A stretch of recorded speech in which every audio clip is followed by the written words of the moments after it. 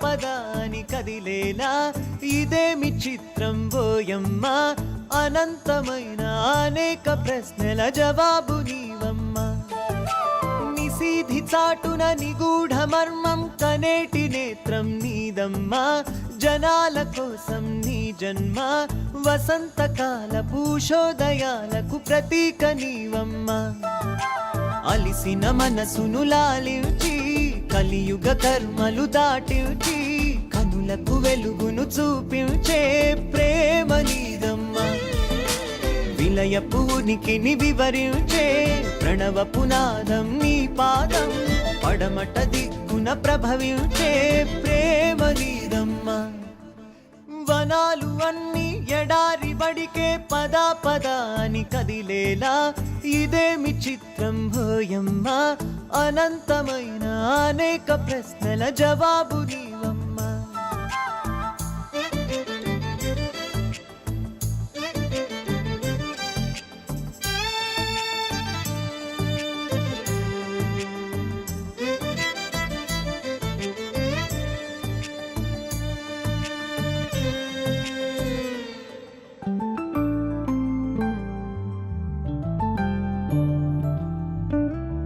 ఫలానా రోజు ఫలానా చోట ఇలాంటి మాట వింటారంటూ భవిష్యవాణి తలంపులన్నీ తెలిపే నయనం తనదని మనిషి కోసం ధనుస్సులాగా ప్రతి క్షణాన కావలి కాస్తూ పరిశ్రమించే ప్రభాత కిరణం ఇదిగో ఈమె రాహువు రాకను గమనించి రక్కసి రెక్కలు తెగ నరికి వెన్నెల వర్షం కురిపించే నింగి నీవమ్మ ఉక్కిట గరళం నువ్వు దాచి చెక్కిట నవ్వులు పూయించి చక్కటి బంధం పెనవేసే జన్మ నీదమ్మా వనాలు అన్ని ఎడారి వడికే పదా పదా అని కదిలేలా ఇదేమి చిత్రం భోయమ్మ అనంతమైన అనేక ప్రశ్నల జవాబు నీవమ్మా నిశీధి చాటున నిగూఢ మర్మం కనేటి నేత్రం నీదమ్మా జనాల కోసం నీ జన్మ వసంతకాల పూషోదయాలకు ప్రతీక నీవమ్మా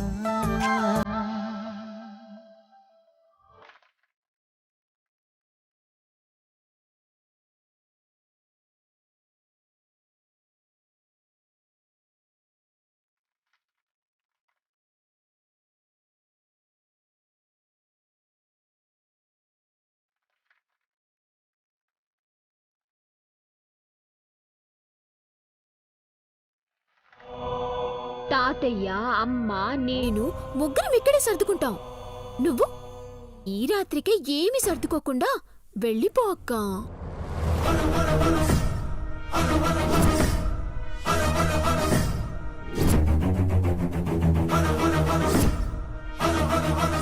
హోమం జరిపించమన్నావు చాలు మిగతా విషయాలేమీ చెప్పకు చూడు ఏదైనా కన్న తల్లే కడుపున దాచుకుంటుంది గుర్తుపెట్టుకో వెళ్ళు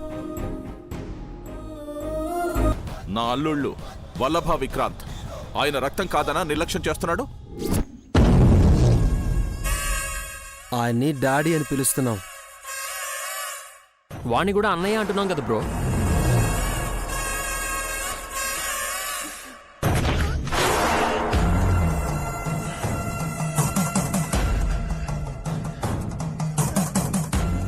మీ అమ్మాయి ఇంకా అడ్వాన్స్ అయిపోయి విశాల్ నా ప్రాణం నా గుండె నా ఊపిరి నా సర్వస్వం అని కూడా అంటోంది ఎందుకంటాన్రా నోట్లో చెంచాడు చక్కెర వేసుకొని తీయగా మాట్లాడతాను ఆ కాసేపు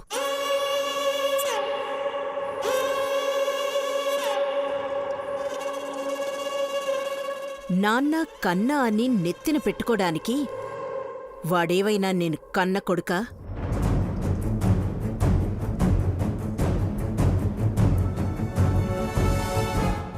పేరుకున్న కొడుకు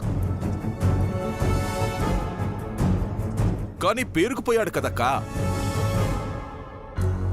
నువ్వే వాడి అమ్మవని జన్మనివ్వకపోయినా జీవితాన్నిచ్చినట్టు ఫీల్ అయిపోతున్నాడు అయితే అయ్యాడు కానీ ప్రాపర్టీస్కి మాత్రం ఓనర్ కాకూడదు గాయత్రి గ్రూప్ ఆఫ్ ఇండస్ట్రీస్కి అధిపతి అయితే మనకి అడ్రస్ మాత్రమే ఉంటుంది.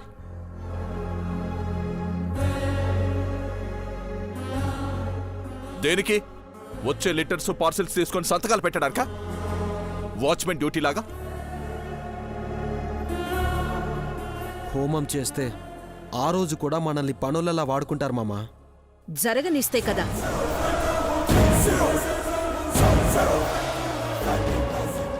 హోమాలు యాగాలు అని సమితల్లా ఆస్తుల్ని కాల్చేసుకుంటూ పోతే మనకేంట్రా మిగిలేది? బూడిద.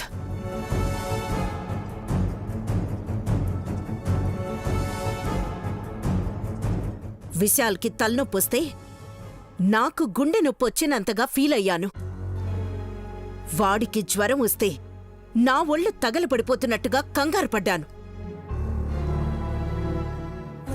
తండ్రి, నాన్న, బాబు, బుజ్జి అని బలవంతంగా ప్రేమను చూపిస్తూ వాడు గాయత్రీదేవిని మర్చిపోయి గుర్తుకు వస్తే అసహ్యించుకునేలా చేశాను.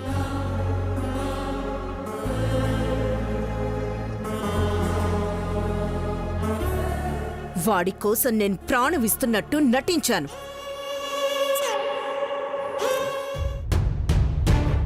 చూడండి, మొక్కు అన్నారు కాబట్టి ముక్కు మూసుకొనొస్తున్నాను.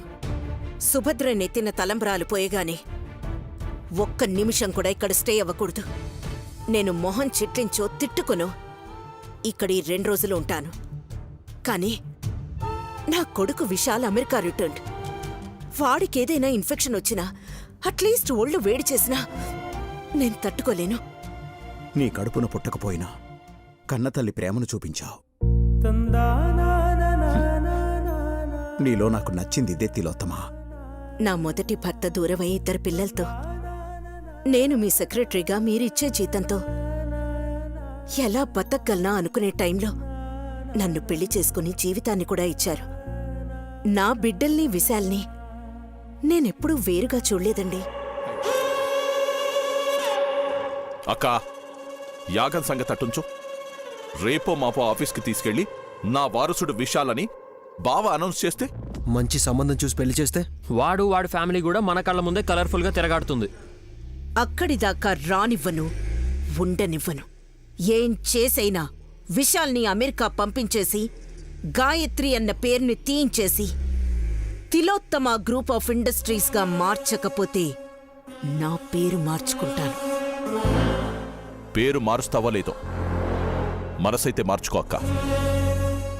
మాట మీదనే ఉండు.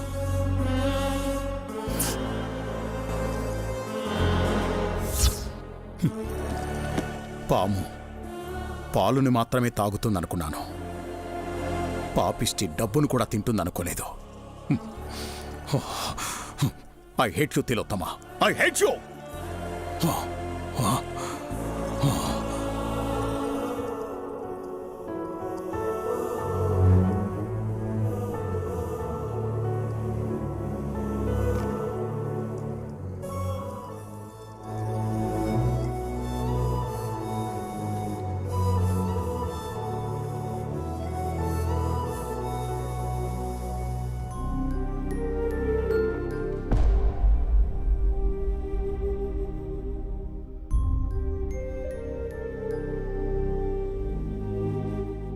అక్క, ఈ ఇంటికి వెలుగుని పంచే దీపం నువ్వని అందరూ అని నీకు దిష్టి తగిలేసింది. చివరకు ఆ దీపంగానే మిగిలిపోయావు. కాని ఇక్కడుండి ప్రయోజనం లేదక్కా. దుర్మార్గులుండే చోట నువ్వు చిరునవ్వులు చిందిస్తూ ఫోటోగా ఉంటే నీ కొడుక్కి ప్రమాదం తలపెట్టాలనుకునే తిలోత్తమను ఎలా కట్టడి చేస్తావు? వెళ్ళక్క, వెళ్ళు. మన బాబుని కాపాడుకో. కాపాడే దేవత దగ్గరికి వెళ్ళి వేడుకో. వెళ్ళు.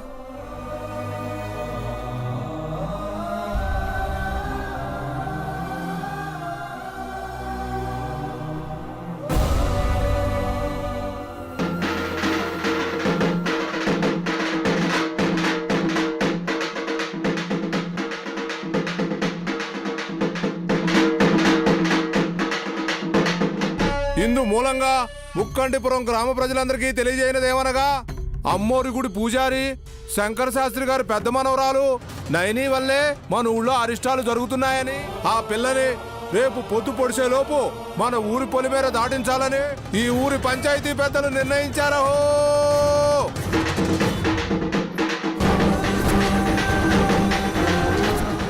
రేపు నీ కూతురు ఊరిడిసి వెళ్ళిపోలేదనుకో, మీ అందరిని ఊరి నుంచి పంపించేస్తాను చెప్తున్నా.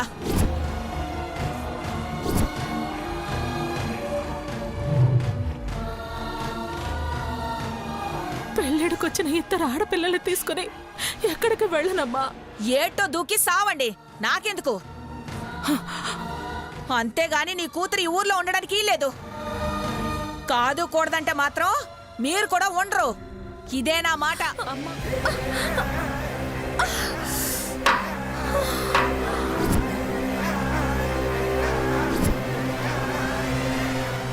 నీ వల్లే అమ్మ కాంతమ్మ గారి కాళ్ళు పట్టుకోవాల్సి వచ్చింది. నువ్వు మళ్ళీ నోరు జారేస్తావు, పట్టుకోవడానికి అప్పుడు చేతులుండవు, విరిచేస్తారు. సుమనా, ఏంటి అది? కట్టెల సంచమ్మా, అందులో తన బట్టలు పెట్టుకుని వెళ్ళిపోతుంది.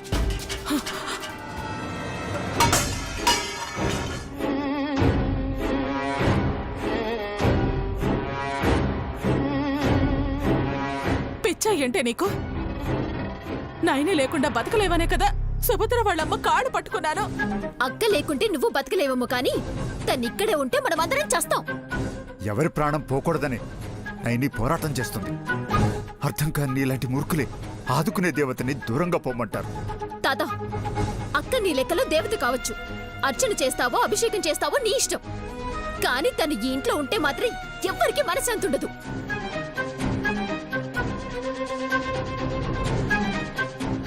ఆ కాంతం వచ్చి అందరినీ గెంటేస్తే మన పరిస్థితి ఏంటి? తెల్లారితే రోజు తిట్టే అమ్మని, కొట్టబోతే అడ్డుకునే తాతని, నన్ను అడ్డు పెట్టుకుని తన పని కానిచ్చే చెల్లిని వదిలేసి వెళ్ళాలంటే చాలా బాధగానే ఉంది. కానీ వెళ్ళాలి. చెల్లికి మాటిచ్చాను కదా. నిన్ను వదిలేస్తే నాకేంటంట? చెప్పు చెప్పు చెల్లి, నీకేం కావాలో చెప్పు. ఏమడిగినా ఇస్తావా? నా దగ్గర ఉన్నది ఇవ్వడానికి క్షణం కూడా ఆలోచించను, సరేనా?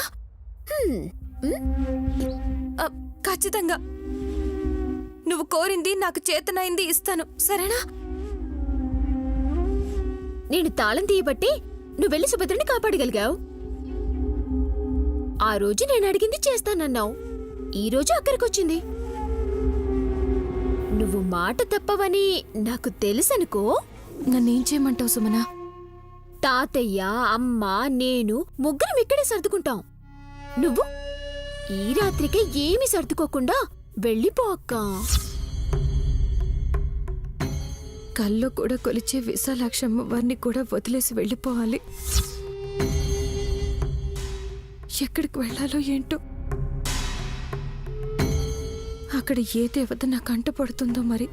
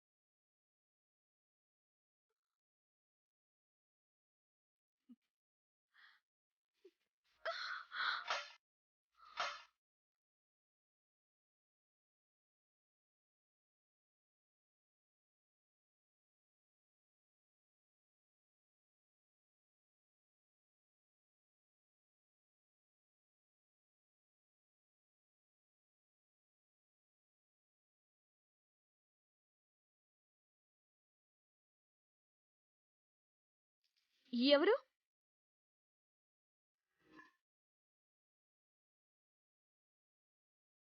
ఎవరది? మిమ్మల్నే. ఎవరెక్కడా?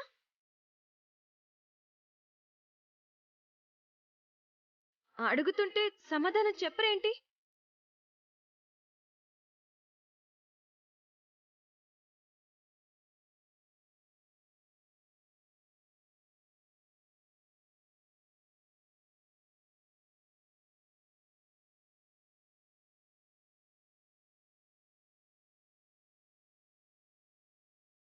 ఎవరు?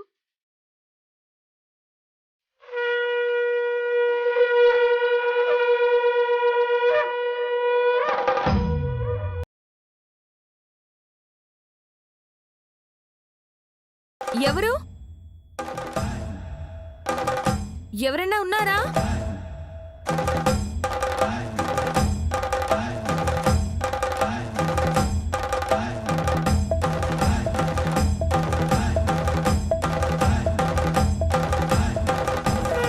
ఎవరు? ఎవరు? దుర్మార్గులుండే చోట నువ్వు చిరునవ్వులు చిందిస్తూ ఫోటోగా ఉంటే నీ కొడుక్కి ప్రమాదం తలపెట్టాలనుకునే తిలోత్తమను ఎలా కట్టడి చేస్తావు? వెళ్ళక్క, వెళ్ళు. మన బాబుని కాపాడుకో. కాపాడే దేవత దగ్గరికి వెళ్ళి వేడుకో. వెళ్ళు.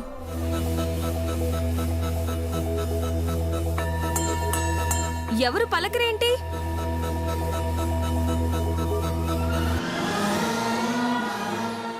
ఎవరున్నారక్కడ? నయని నయని నయని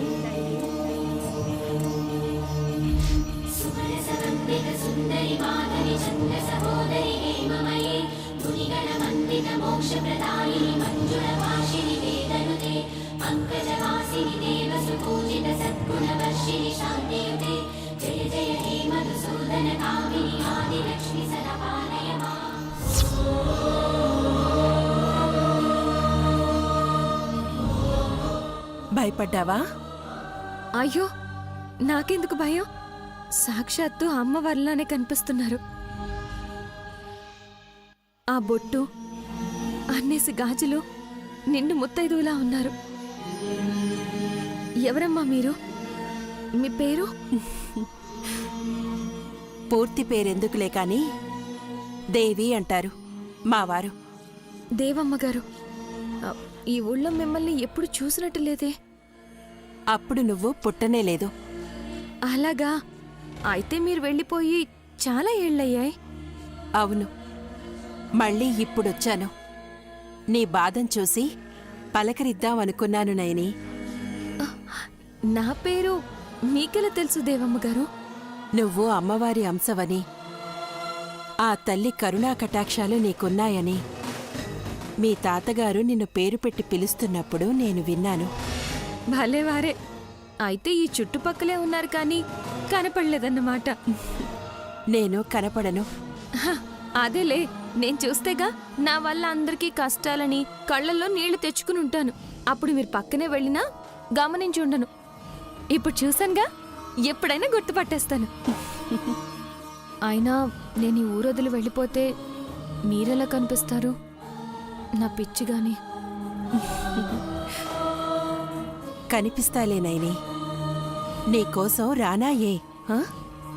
కానీ నా వాళ్ళైతే నా కోసం రాకూడదు. తాతని, అమ్మని, చెల్లిని, ఆ విశాలాక్షమ్మ వారిని విడిచి వెళ్ళిపోతున్నందుకు చాలా బాధగా ఉంది దేవమ్మగారు.